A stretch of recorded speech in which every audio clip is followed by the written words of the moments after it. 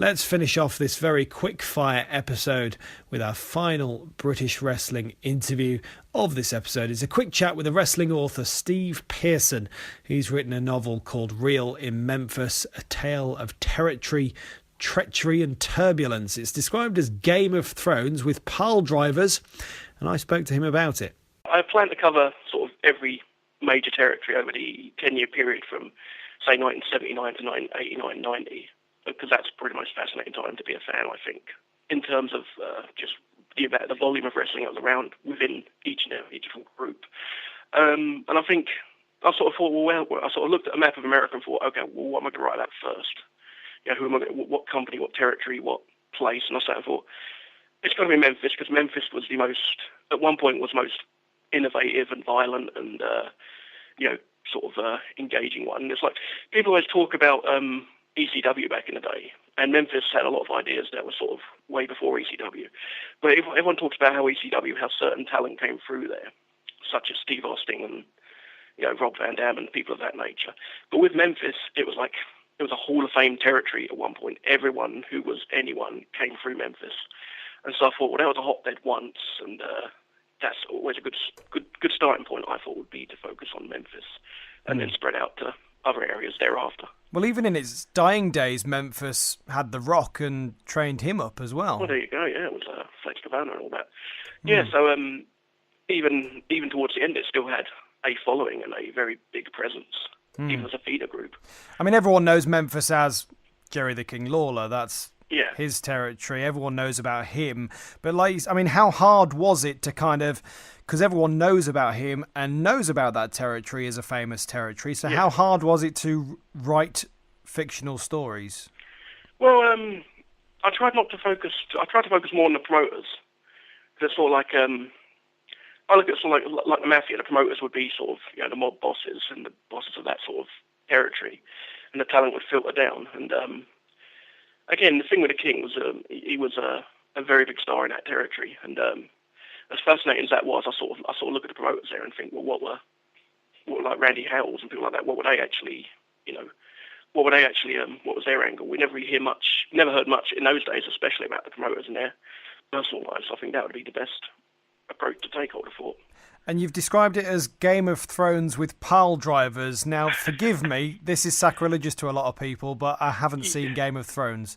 So I know, I'm sorry. You're gonna have to explain that analogy to me. Well, that was what a friend of mine read the book and described it as, and that's just sort of stuck in my head. But Game of Thrones is of a similar vein, where you've just got an entire multitude of characters all vying for power and all vying for various aspects of running an entire kingdom or a realm. And I guess the theory was that in my book, everyone's very self-serving and everyone's trying to make it to the top and make as much money and get as much influence as possible. And I guess that's where that came from. At least that's what I like to think anyway. Okay.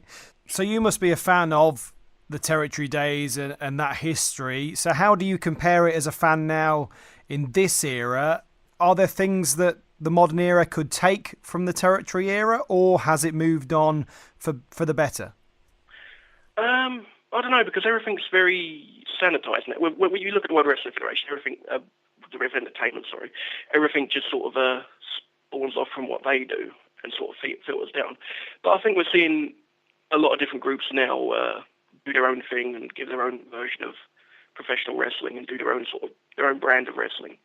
And I think that's ultimately spinning off. It's just obviously a lot of time with the smaller companies and the smaller territories. It's Minnie Mouse versus the Iron Giant, so to speak. So, you've kind of got to work with that. But everyone in the World Wrestling Entertainment's a body guy now, and everyone's got a bit smaller, but everyone still looks a certain way. And so it's really a novelty when you see someone like Bray Wyatt, for example, just because he's got a very different look to everyone else. Yeah. And I'd like to see more of that return, if I'm honest. Just a bit of variety, I think, works. Okay, well, Real in Memphis, a tale of territory, treachery and turbulence. Just tell us where we can get it. You can get it on the Amazon. I haven't got a website. I've got a website sort of coming, but I haven't got around to it yet. It's on the Amazon.co.uk. It's on the Amazon.com as well. You can get it on. It's on both paperback and Kindle edition. just get Googling, I guess. So there we go, our second British interview of the week. 2 British wrestling interviews for the price of 1 this week. When I say price, this is a free podcast on Audio Boom, iTunes, Stitcher and TuneIn Radio. But that was Steve Pearson, the wrestling author. Real in Memphis, it's called. A Tale of Territory, Treachery and Turbulence. You can get it now on Amazon, of course. We're heading towards Christmas, so maybe a good present.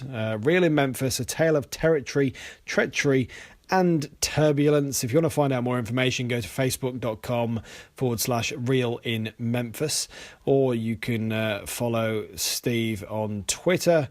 Steve Pearson 18 is his Twitter handle.